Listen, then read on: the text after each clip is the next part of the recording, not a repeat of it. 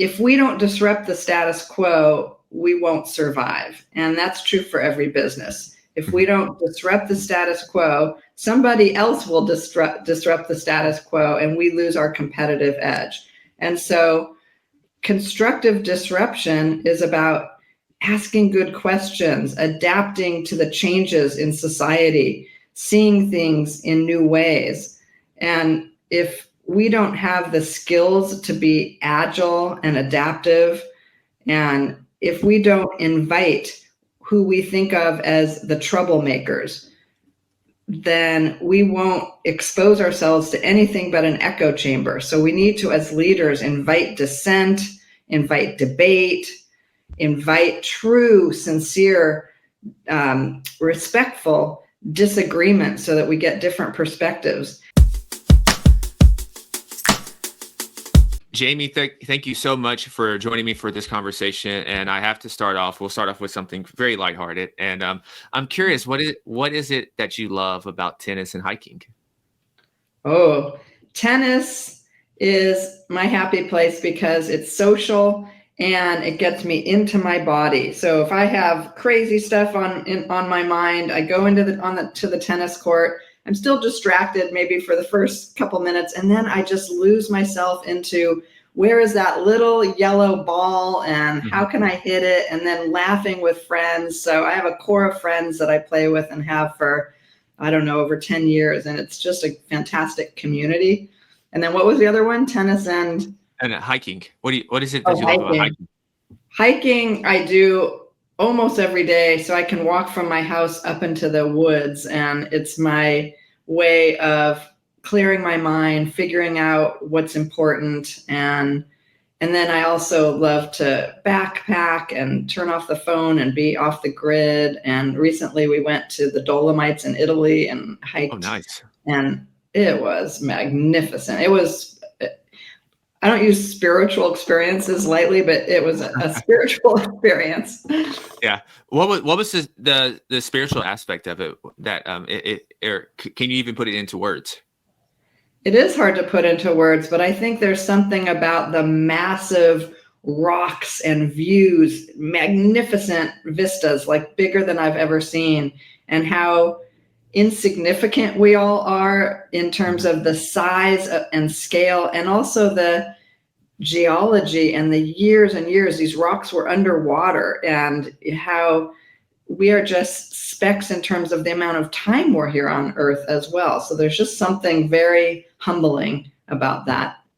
Yeah. I also like to think, though, when it comes to hiking or rucking or anything of that sorts, that it's a very good creative practice. Because I know for me, when I go rucking sometimes, just getting out there in nature and you're starting to hear just the different birds and everything. You're not hearing the rustling, the sounds of the city or anything. Yes. And I noticed that a lot of times I sometimes have to pause and put something in my notes on my phone just because a bunch of ideas come to myself. So what about you? Is that a creative thing for you as well? Oh my God. So I had this boss at Pixar, and she would say to me, so what mind-blowing things did you come up with on your walk this morning? Because she knew that I would preface everything with, on my morning walk this morning, I had this idea. That is absolutely where I have all my best ideas, when I start to walk. Mm-hmm. And you mentioned Pixar, and I found it interesting that you were the first director of culture there. And when you're doing that, I guess the first question, let's start with how do you even land on that? Well, I met Ed Catmull, and he was the former president and co-founder of Pixar. And I wasn't even looking for a job, and I certainly didn't think I was a match for Pixar because I didn't know a lot about animation or filmmaking. But when I talked to Ed Catmull, he understood culture in a way that was so profound and really matched my sensibility of what a healthy culture is. And so we had this fantastic conversation. And after that, I joined with his mandate to be constructively disruptive, meaning there were things that were happening in the culture, like with all of the success, There was a tendency to get more risk averse. There was a legend of a lot of white men making the movies, and they wanted to change that. There was a lot of need in Ed's mind to shake things up. And he said, so I want you to be constructively disruptive. So I led leadership development and then Pixar University, and then became the first director of culture. Mm-hmm. And when you're doing that, and it's a new position, and you're coming in, and there's going to be changes, how do you go about getting some of the people on board who are used to doing things a certain type of way, and it's maybe things were working, I guess, good enough even before then? So how do you get that buy-in? Yeah, it's a balance of listening with respect and knowing what you don't know, not coming in to presume that you have some prescription. And there was a lot I didn't know. So I spent a lot of time listening and talking to people and being in the trenches with people making these films, and starting to have such awe of the work that they did. And I came to have such a deep appreciation for filmmaking and animation. But then at the same time, holding my beginner's mind and realizing that I can see things that they can't because I'm an outsider. And so having the courage, with this permission that Ed gave me, to push back, to challenge, to ask powerful questions that poke at the status quo. Mm-hmm.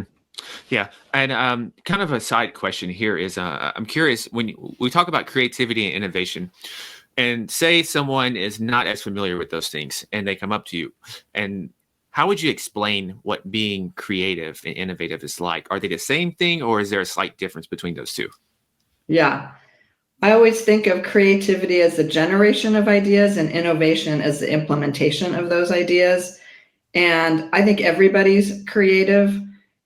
If you think of creativity as problem solving, we're all solving problems every day, and you have to be creative. You have to think about what doesn't yet exist and find a path forward. Whether you're a parent trying to figure out how to get your kid settled in for the summer when you have a full-time job, whether you're a finance person, you have to solve problems and figure out how to save money. It's all creativity. Mm-hmm. And I can clearly tell that you love creativity and innovation. It's been a part of your ethos. And I'm curious, where was this birthed at? Was it with you as just a little child as well? Or was there a certain moment where you just became just really entrenched in this? Such a good question. It goes back to my mom, who was a huge art enthusiast, and she would drag me to museums every weekend, and she loved art. So art was everywhere, and she was a school teacher. And so we were always doing arts and crafts on the weekend so that she could bring those art projects into her classroom. And she had art books, and she was immersed in art. And so I spent my childhood seeing art in everything, not just in museums, but like, because she had such an eye, she would point out the shade of a tree or the color of the roses or the shapes of a building. So I learned from a really early age that art is everywhere. Mm-hmm. And is that a skill that I think some people are going to have it more than others, but to be that type of observant where you're just noticing different shades of trees? Because I have friends like that where we'll go for a walk and they'll just really give a very eloquent dissection of all these different leaves and the colors, and it's rustling and all this. And me, I'm thinking, okay, these are different colors. This is falling down, but them, it's this beautiful silhouette that they're painting. And is that something that we can develop?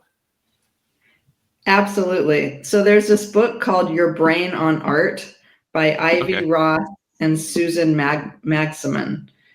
And it's a magnificent book because it documents the science of being creative and the health effects and how we can all engage in creativity. And there's a very low bar. So we ran some casual experiments with WhatsApp and a cohort of people, 8 to 12 people, and we had them do 5 minutes of art a day. And it might be drawing with a crayon to a piece of music you like, or taking your phone and walking around the block and finding something you've never seen before and taking a picture of it.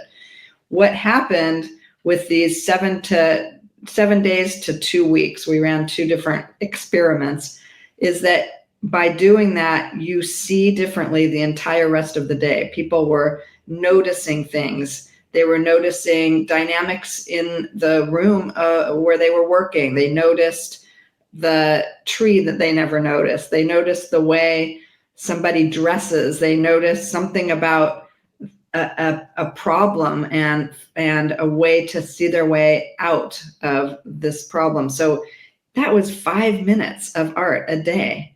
And what this book did is it documented what the mental health and other effects are of engaging in art, not just being an art spectator, but there's something about engaging in art, and it doesn't have to be very much, that really does train you to have this thing that I grew up with where you just see art everywhere.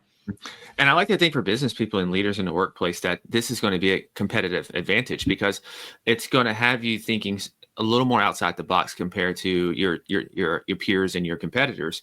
And I think this is a good segue to get into what was the inspiration for starting or co-founding Creativity Partners.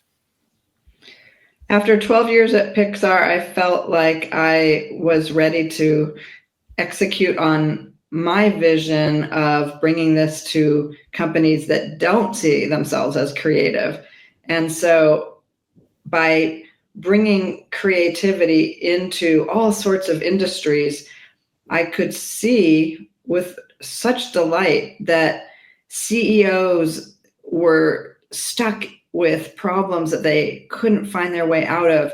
And if we started to draw metaphors around how they saw the problem, their imagination opened up and they started to come up with ideas, and it blew their mind, and it delighted me because I was able to test my hypothesis that the creativity that sparked in a creative organization like Pixar can be translated to any industry. When we're thinking about that, and that was going to be probably my next question here, is you've worked with, I saw Google. There's been places like DreamWorks, I believe, and Levi Strauss and Telecare Corporation, and those are not all in the same industry.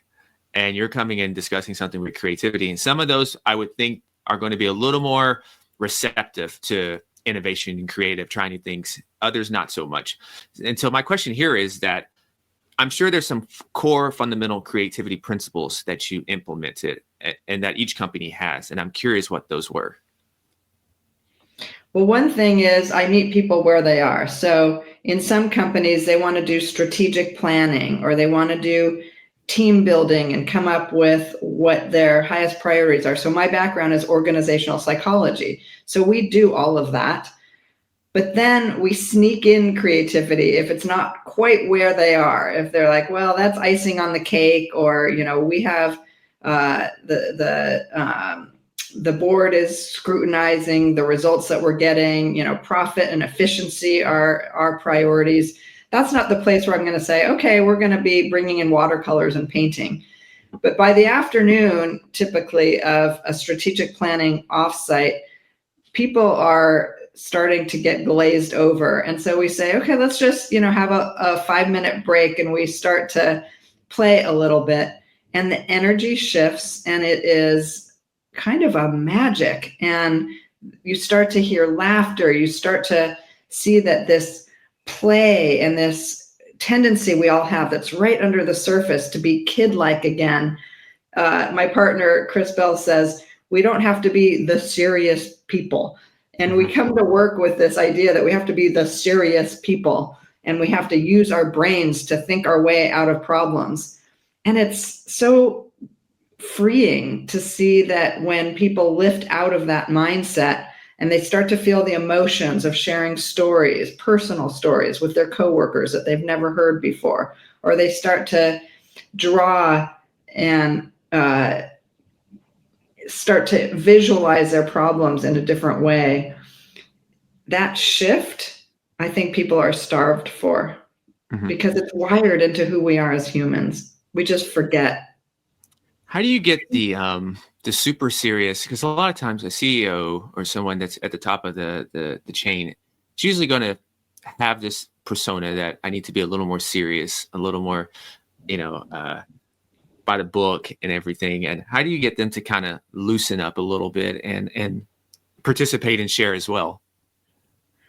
Well, this is what's so surprising, is that we have seen CEOs take to the crayon. I really think that most people are intimidated to even bring that up to a CEO, because then I won't be seen as a serious person. I need to prove that I'm a serious consultant.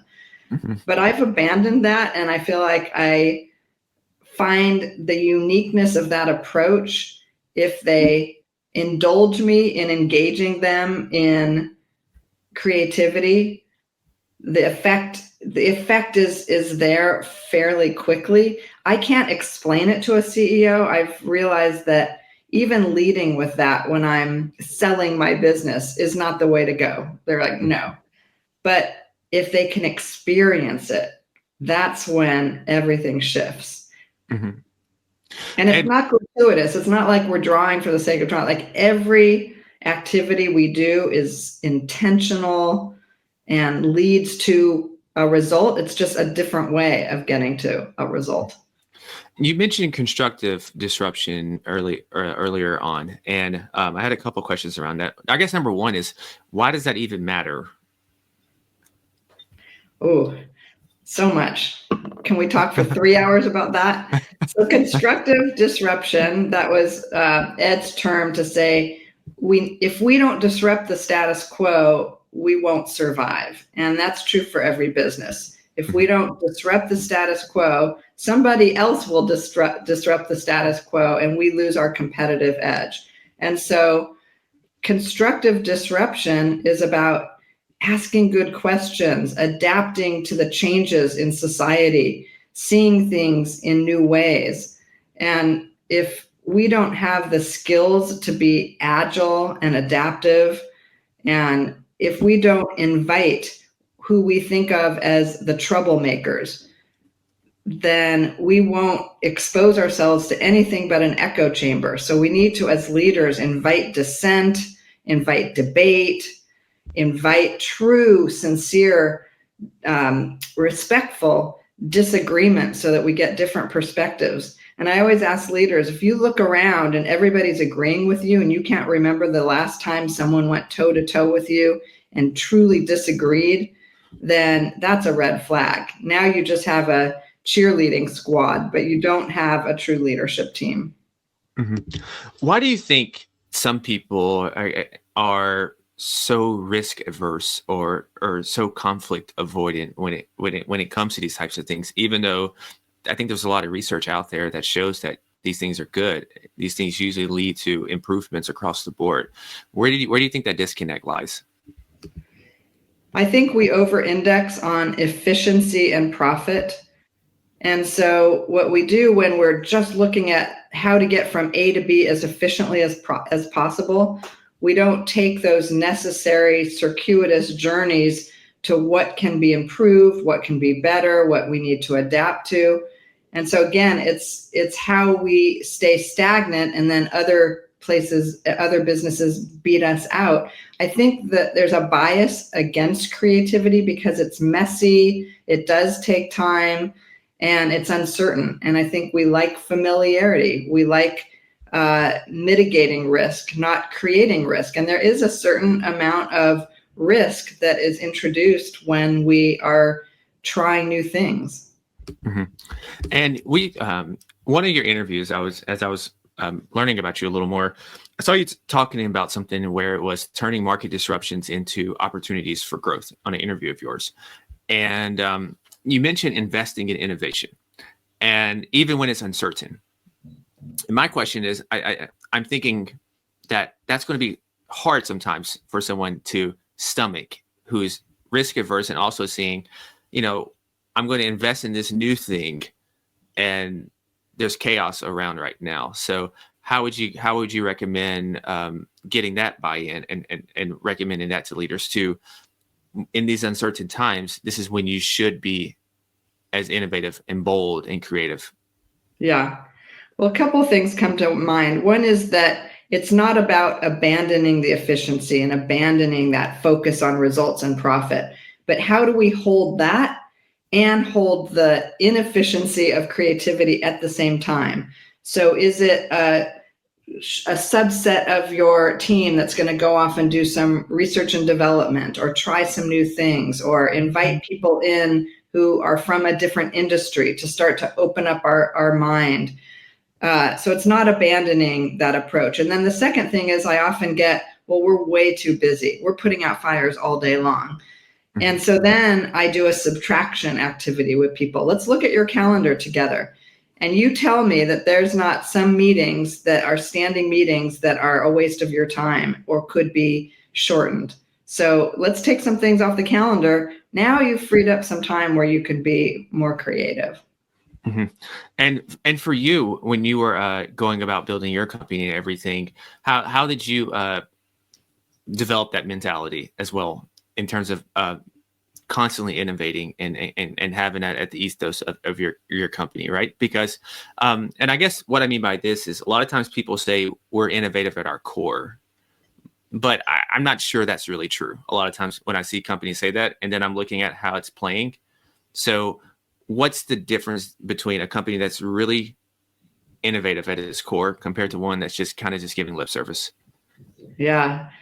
Well, there's two questions in there. What I did my first year is get terrified a lot. Waking up at 3 a.m, it's like, can I make this work?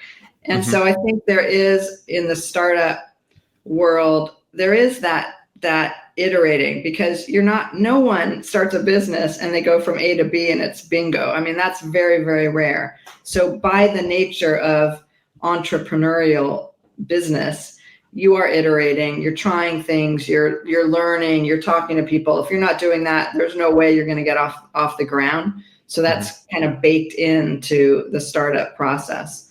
And then innovation at its core, there are companies like the one I was a part of for 12 years, Pixar, where it's the behaviors in the room. So for example, when Pixar filmmakers are coming up with story ideas, Ed Catmull often said, we are not thinking about box office while we're coming up with the story ideas. These are their products, right? So then they start asking, okay, so let's ask this powerful question. What if a rat wanted to make fancy cuisine in Paris? That's crazy. That's not a movie that would sell. Of course, that's not going to enter into the conversation, because audiences, first of all, don't know that they will really love a movie about a rat making cuisine in Paris. And it's that imagination that needs to be protected by not talking about profit. And most entrepreneurs have to resist that impulse to think primarily about profit at the beginning, because that will stifle creativity. Mm-hmm. Yeah, I hear a very powerful question in there, and it's I probably don't even think about it or do it unconsciously, and that's what if.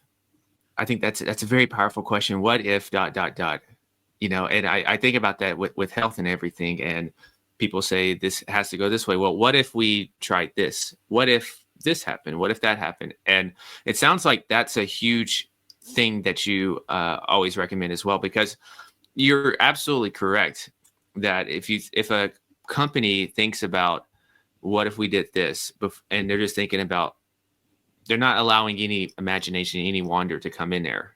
And they're trying to think about the how before they even the what and the why. So it seems like their sequencing is out of order. Absolutely. Yeah. And it is scary to think what if, because you really have to free yourself up to think of something that's truly uncertain, because it's not tested. But it's such a powerful question. And I use that question with all different industries. And it is the path to getting people excited. It's the path to opening up the imagination. It's a path to thinking about creating something that doesn't yet exist. And if that's not a creative or a competitive edge, I don't know what is. Mm-hmm. Yeah, and speaking on getting a competitive edge, a lot of times, being a more creative and innovative leader is one of those things.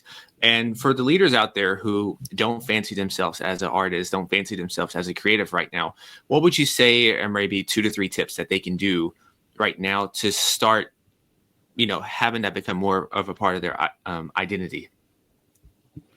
I think one thing for busy executives is scrutinizing your calendar, because I think to give executives a break here, they are overwhelmed. They are putting out fires. There is so much pressure on their shoulders. And so I have so much compassion for that.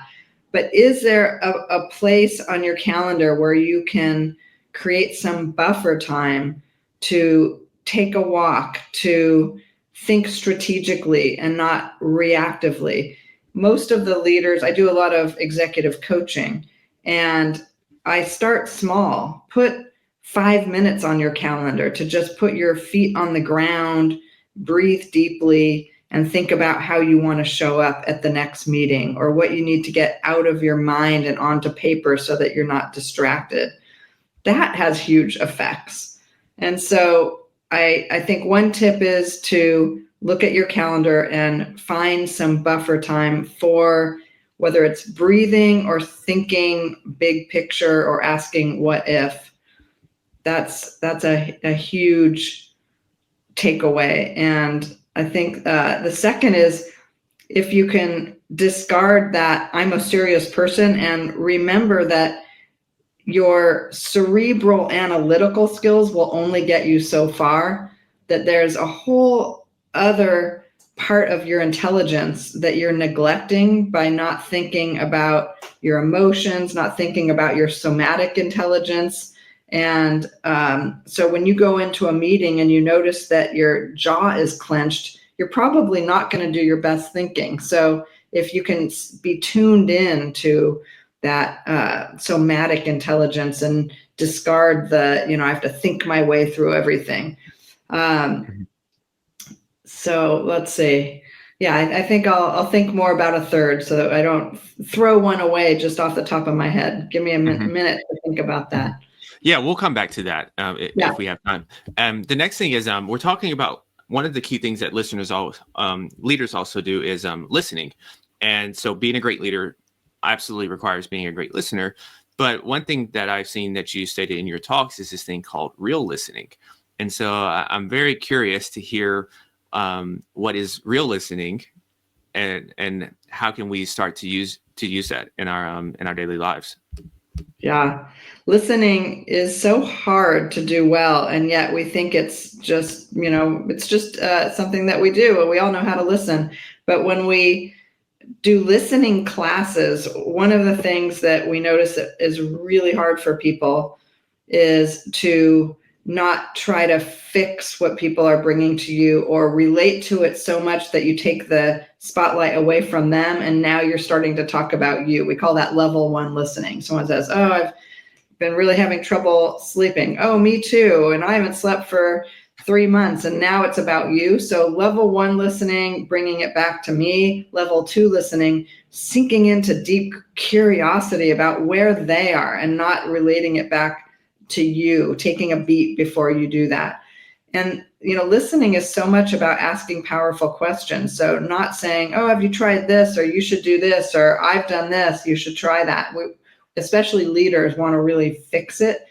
But what if we just asked clarifying questions, or asked, how is that for you emotionally? Or is this something that you've experienced before? There's so many questions, and it requires deep presence to find that curiosity. It's a discipline that takes a little while to do, because I think the art of questioning is a muscle we all need to build. But if we can ask really powerful questions, that's a very important part of deep listening. Mm-hmm.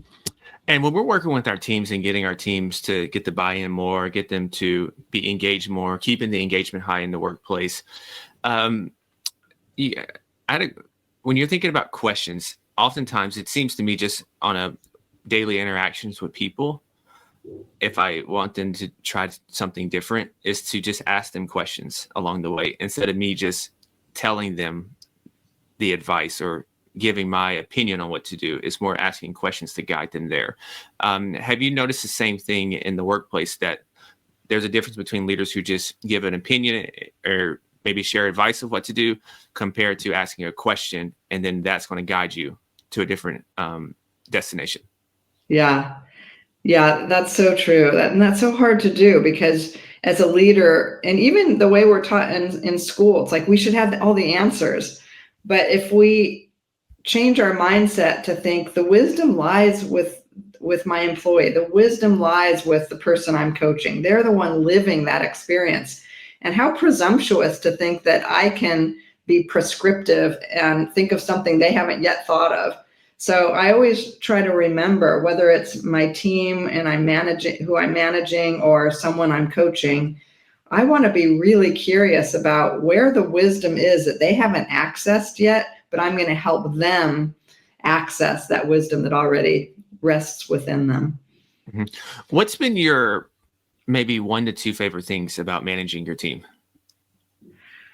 Managing is hard. I think my favorite thing is I have had the joy of managing teams of people who I love. So much fun, and I learn more from them than they learn from me. I love the alchemy that I can create in a team, to be safe and to be able to joke around, to be able to have intimacy, to really know each other. I do feel like that's one of my superpowers, that I just love to be really curious and understand who people are more than just, what their job is. And so I've always been really curious about people, and I like to bring together a cohesive community, and that requires sharing stories. And I never start a meeting with the agenda at hand. I always start a meeting with, like, where are you at today? Mm-hmm.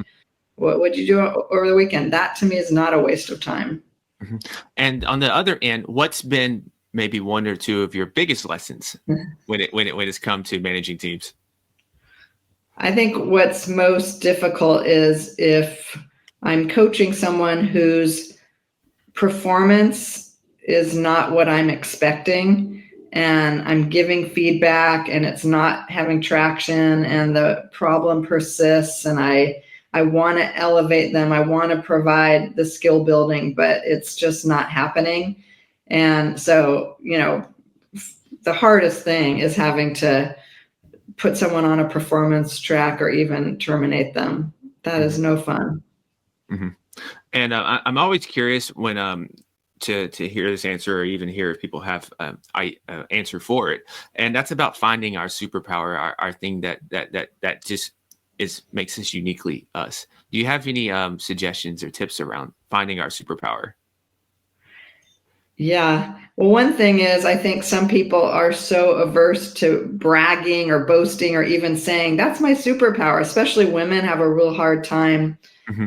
claiming and embracing their strengths. And so I think it's really important, especially if you're in a leadership position, but we all want to have influence. And if you don't embrace your strength, which we all have, and you can't say it out loud, then you're right from the start diminishing that possibility of making a difference in other people's lives. So, but a fun activity I often do is I have these superpower cards it's a company called SY Partners, and they're just beautifully designed cards. I wish I had one I would show you, but it has different superpowers. Like it might have harmonizing, problem solving, decision making, empathizing. And then on the back, there's a description of when these superpowers are most useful. And then I have people just pick a card and then go around and share what your superpower is, an example of where you've used that superpower, and an example where that superpower is not so useful. And so that you maybe need somebody else's superpower who's in the room. And so it's just a great way to get people I think people can usually, if given permission, can talk about what they're really good at and usually it's what gives them joy.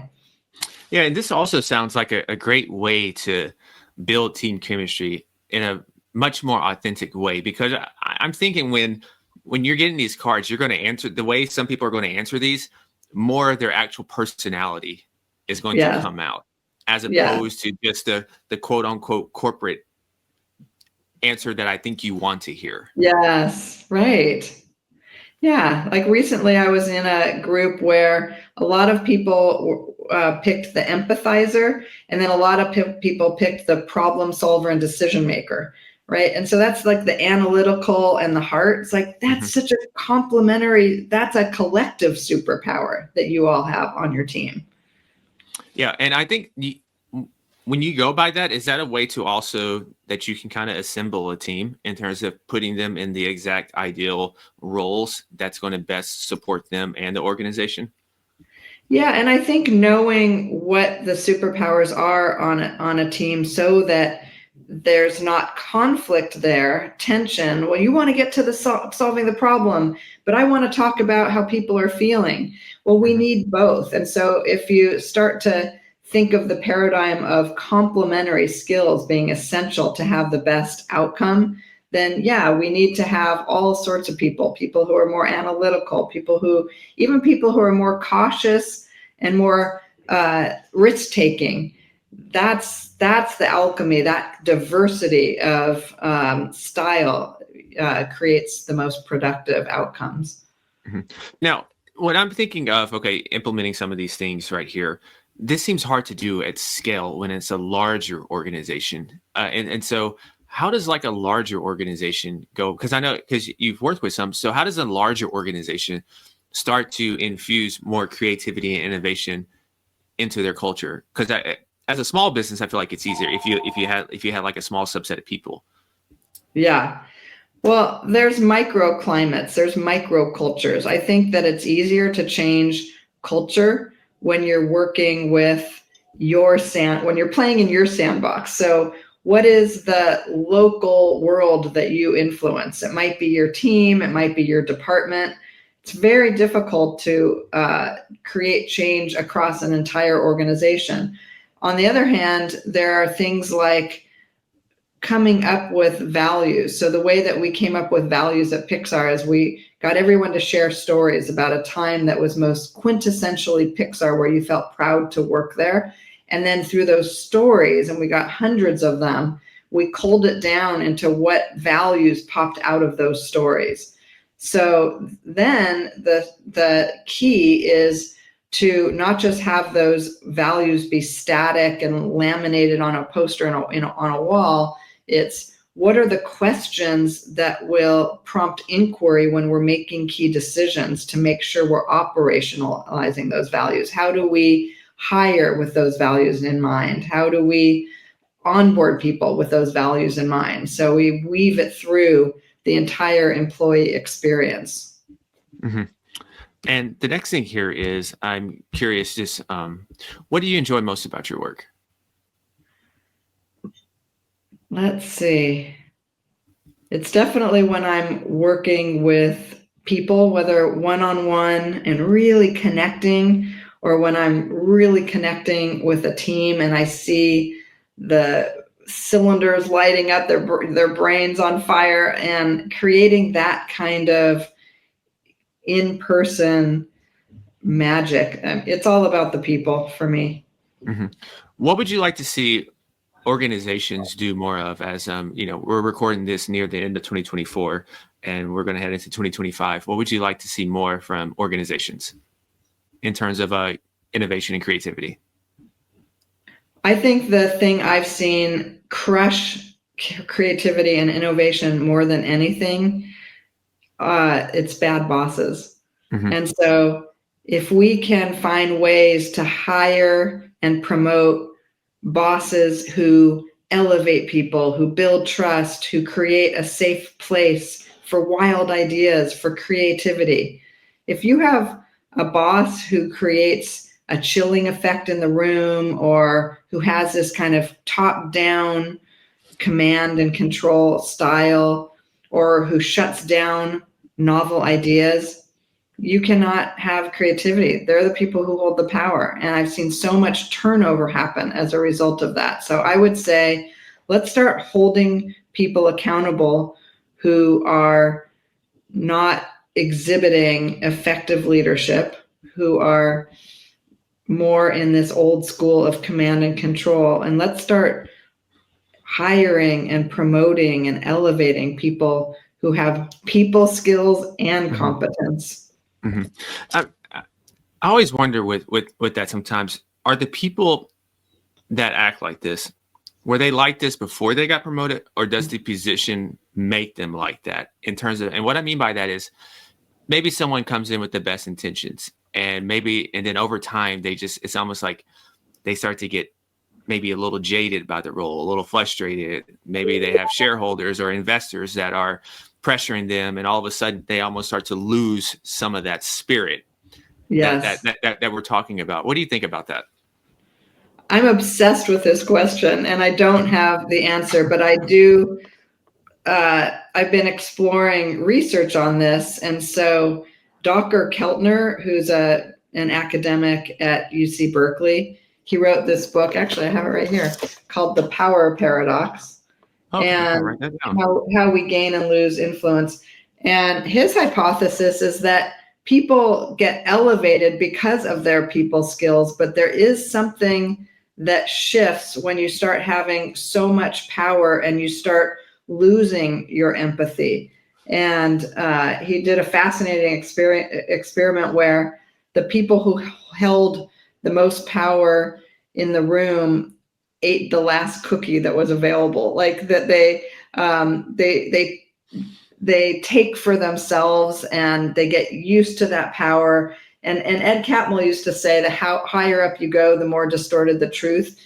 The more power you have, you start to have people laughing at your jokes and you're brilliant. And so I think it goes to your head and you start to get more egoed. And if you're predisposed to that ego, and maybe you've been ambitious because you have already been someone with that ego, then you can start to see some narcissism. You can start to see that lack of connection with stepping into people's shoes.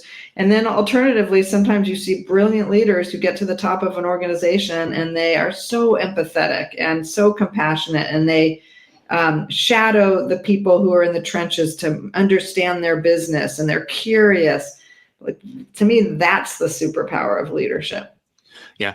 I almost think that you have to really be mindful of your environment. Like the higher you climb and the more people start really putting a lot of weight on your titles and accolades and all that, you really got to be mindful of kind of your circle to almost essentially keep you humble and everything, because you do get, I've seen this, you get a lot of yes people around, you get a lot of people who treat you differently after a position or an exit in your business or something, right?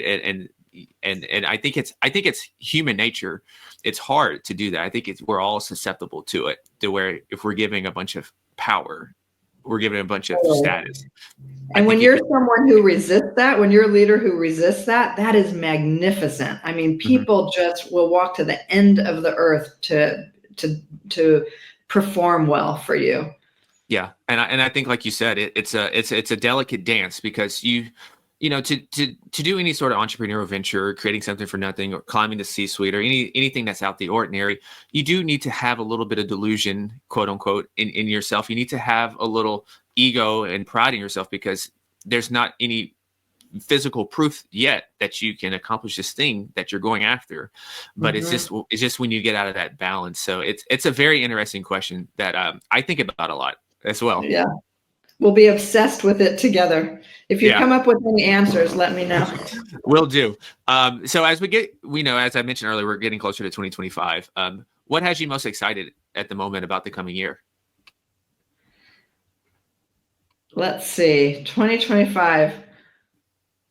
I'm trying to elevate out of some of my fears about 2025 and think about what I'm most excited about.